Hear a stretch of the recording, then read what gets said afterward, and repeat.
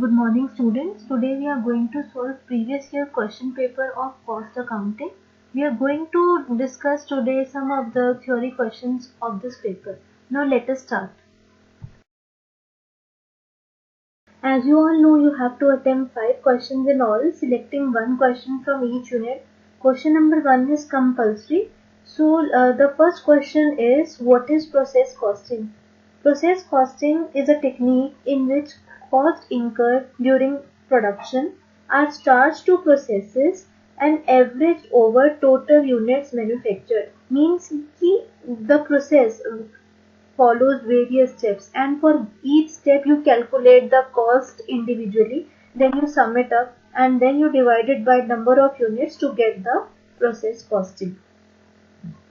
Now next is interprocess profit. Interprocess profit is value added to output over its cost while being transferred from one process to another. When you transfer finished good from one process, it becomes raw material to the next process. So you transfer it at cost. In interprocess profit, you just not only transfer it at cost but cost plus profit. That is interprocess profit. Next is batch costing. Batch costing is that form of specific order costing which applies where some similar articles are manufactured in batches either for sale or for use. Next is difference between contract and job costing. As you all know, contract costing is ascertaining of cost associated with production of specific product as per the contract agreement with customer. Job costing, on the another hand, is ascertainment of costs that are incurred in undertaking a specific job. As far as suitability is concerned, contract costing is suitable for construction work, whereas job costing is concerned with manufacture of products.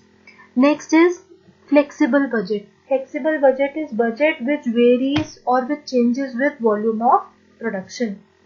Next is variance. Variance is the difference between cost actually incurred and budgeted cost. Next is marginal costing. Marginal costing is technique wherein marginal cost, that is variable cost, is charged to unit of cost. Next is break-even point. Break-even point is that point where in which total revenue is equal to total cost. So that is all about first question. You have, this is for 2 marks, and in all 2 into 8 16 marks is covered. Next we move on to unit 1. In this you have, the question says, what do you mean by joint and byproducts? Joint products and byproducts. Joint products means which are simultaneously produced using same input in common process, and each product carries considerably high sales value, whereas byproduct is incidental result of process of production having lower net realizable value as compared to sale of main product. For an example, you milk. When you separate milk, various items are formed such as curd, ghee, cheese, paneer, which is having high value. The net realizable value is more. Each product is having more net realizable value. On the other hand, lassi is formed during this process, which is byproduct, which is having less market realizable value, less net realizable value. So this is joint and byproduct. You can explain with it with an example. Now next question says the methods of apportionment of joint cost. There are various methods of apportionment of joint cost such as physical unit method, average unit cost method, survey method, standard cost method, contribution method, market value method, which you explain in detail, and this is all about this question. This one is practical question. I'll make another video in which I'll do all these practical questions with you. This question is from unit 2, which says define contract costing, its features and preparation of contract account. What is contract costing? Contract costing is form of specific order costing wherein work is carried out in accordance with customer special requirements. and each order is of long duration. See, contract costing, in this question you have to be very specific. You have to first define contract costing. Another, the features of contract costing.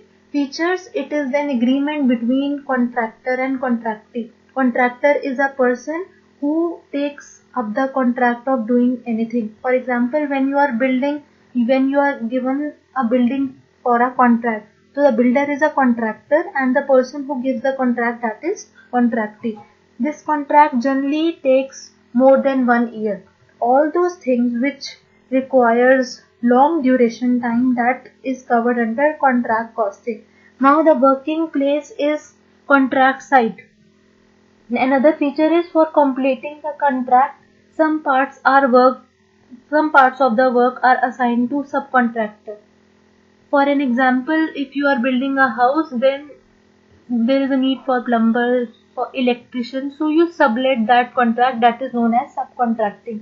Next, if contractor fails to complete in the specified time, then penalties are imposed.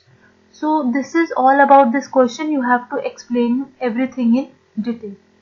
This is another practical question which I'll discuss with you in next video.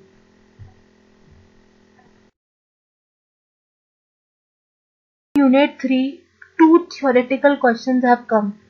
First question is budgetary control. You have to define budgetary control and you have to explain its objectives and classification of budget. What is budgetary control?